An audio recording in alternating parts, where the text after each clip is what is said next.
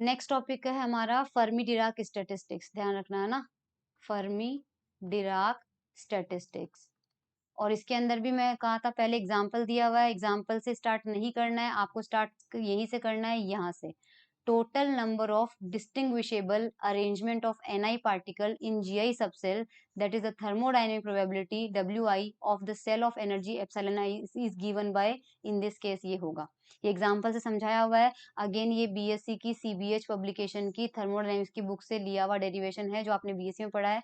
तो इस बार Wi आपके पास ये होगा। अगर एक एग्जाम्पल हमें देखना है, वही सेम Ni इक्वल टू 3 है, Nj इक्वल टू 1 है और Gi इक्वल टू 4 है, जो बोस-आइंस्टीन स्टैटिस्टिक्स में किया था, तो उस कंडीशन में अरेंजमेंट आएगा ये। अगर ये अरेंजमेंट आपको देखना है तो हम देख लेते हैं ये वाला अरेंजमेंट किस तरह से किया हुआ है। ये वाला देख लो अरेंजमेंट इस बार किस तरह से किया होगा। इस बार फर्मियोन्स है तो एक में एक ही रह सकता है। तो अगर आपको ith सेल में 3 डालने हैं तो उसके केवल 4 तरीके हैं, jth सेल में 1 डालना है तो उसका केवल एक तरीका है। तो दोनों अपने पास कितने आ रहे हैं, 4/4 आ रहे हैं, 4 एंड 4 आ रहे हैं।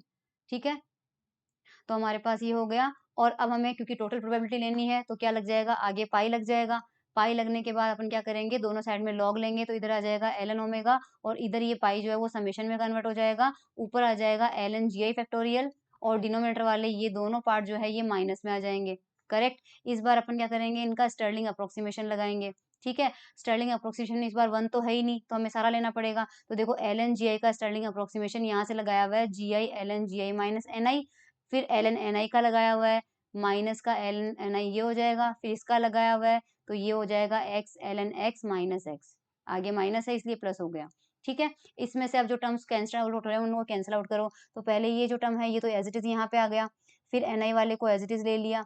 अब यहाँ पे देखो आप, ये प्लस का gi है और ये माइनस का gi कैंसिल आउट हो जाएगा। ठीक है, इसी तरह से ये माइनस का ni है, ये प्लस का ni है, कैंसिल आउट हो जाएगा। और रिमेनिंग टर्म आपके पास इक्वेशन 4 में सारे के सारे आ चुके हैं। फॉर मैक्सिमम प्रोबेबिलिटी और जी आई कॉन्स्टेंट है तो हम डेल्टा लेंगे। डेल्टा लेंगे तो अब हमें यहाँ पे क्या करना पड़ेगा, इसका डिफ्रेंसिएशन करना पड़ेगा, जो कि मैं एक नोटबुक पे कर देती हूँ। ओके, सो हमारे पास एक्सप्रेशन है ये और हमें करना है इसका डिफ्रेंसिएशन। तो इधर तो हमारे पास हो जाएगा delta ln w is equals to, यहाँ समेशन लगा दो। सबसे पहले जी आई कॉन्स्टेंट है तो इसका क्या हो जाएगा, 0। इसमें हमारे पास ये फर्स्ट टर्म है और ये सेकंड टर्म है, तो पहले ni का कर लेते हैं, तो माइनस का डेल्टा ni और उस टाइम पे log ni को एज इट इज रख लेते हैं। ठीक है, फिर यहाँ पे हमारे पास आ जाता है, माइनस ही साइन है बाहर तो माइनस ni को एज इट इज रख लेंगे और log ni का करेंगे, log ni का हो जाएगा 1/ni डेल्टा ni।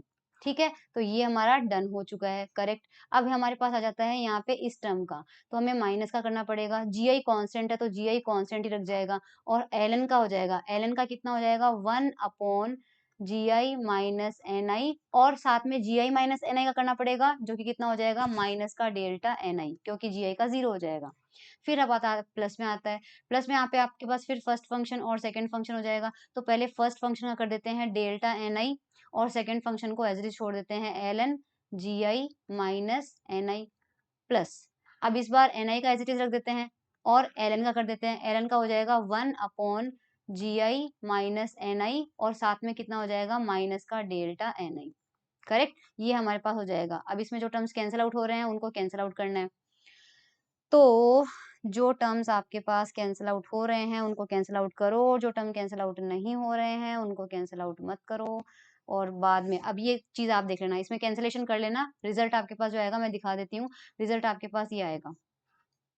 ठीक है, क्योंकि बोस आइंस्टीन में मैंने डिटेल से कर दिया और आप एमएससी में हो तो अभी चीज आप इसमें कर सकते हो। ठीक है, हमारे पास आंसर आ जाएगा ये, एल एन कॉमन ले लिया। अगेन सेम चीज वही करेंगे, डेल्टा एन को 0 किया, सेम जैसे बोस आइंस्टीन में किया था, और सेम इसको भी ऐसे ही करना है।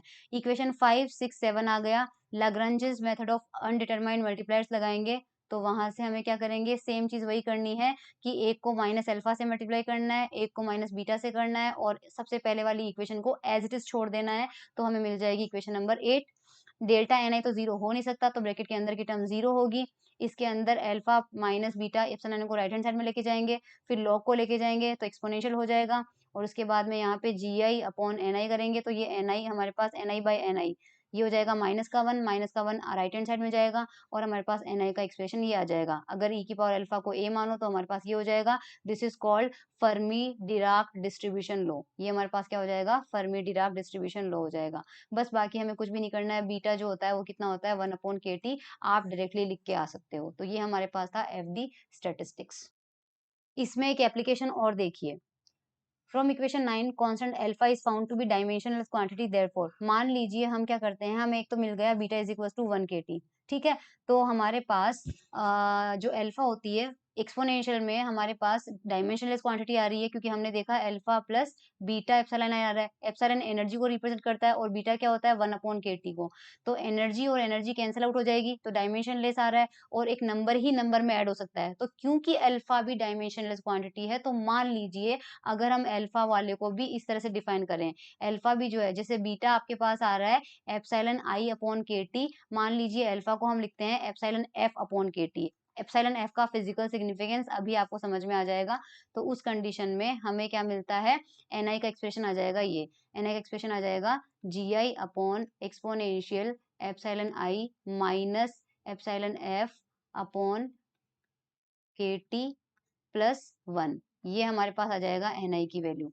अब यहाँ पे आपको फर्मी डिराक डिस्ट्रीब्यूशन का एक एप्लीकेशन समझना है। देखो, quantity epsilon F has a special importance. जब हमारा t 0 होता है तो वो एनर्जी लेवल जिनके लिए एप्सिलॉन आई जो होगा एप्सिलॉन एफ से 0 कम होगा, उनके लिए एक्सपोनेंशियल वाला फैक्टर हमें 0 मिलेगा। कैसे, जब t इक्वल टू 0 होगा, तो मैं बता देती हूँ।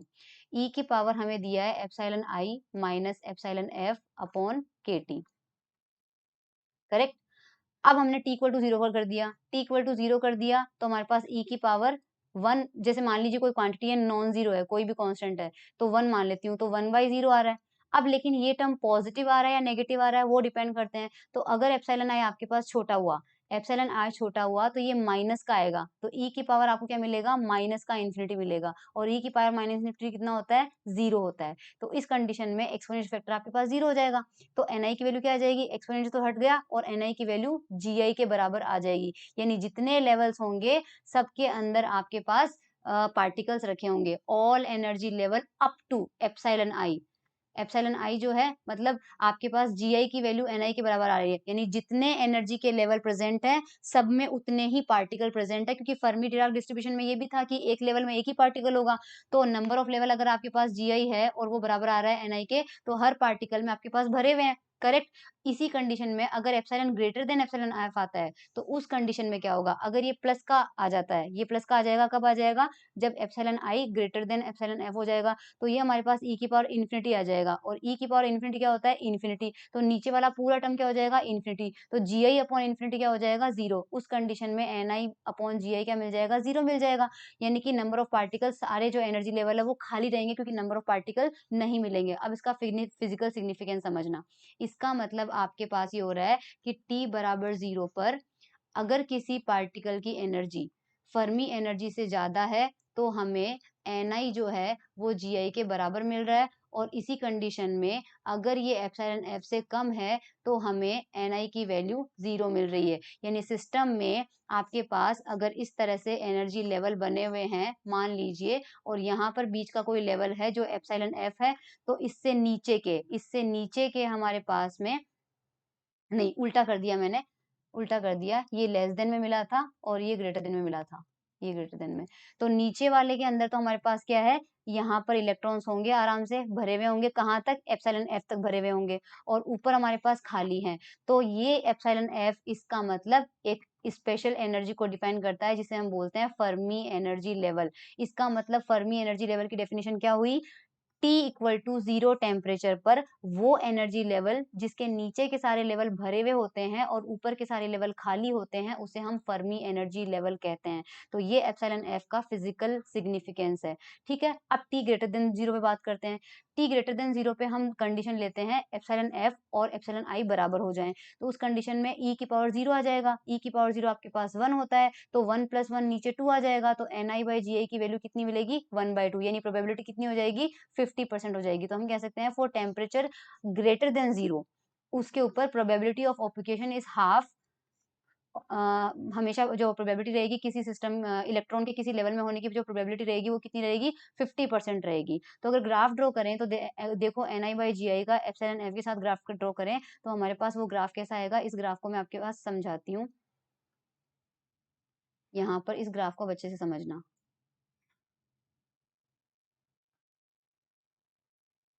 सो NI/GI की वैल्यू मान लीजिए 1 यहाँ पे है, प्रोबेबिलिटी की मैक्सिमम वैल्यू 1 ही होती है और 1/2 यहाँ पे है। तो पहले आप ये वाला जो कर्व शेप वाला उसको मत देखना, केवल ये देखना टी ब्लू लाइन से जो मैं कर्व बना रही हूँ t = 0 पर सारे लेवल भरे हुए होंगे, यानी प्रोबेबिलिटी 1 होगी, 100% प्रोबेबिलिटी होगी। और जैसे ही t greater than epsilon F से कम के, ये देखो यहाँ पे एप्सिलॉन एफ की वैल्यू आ रही है, तो ये आ रहा है आपका epsilon less than epsilon F region में।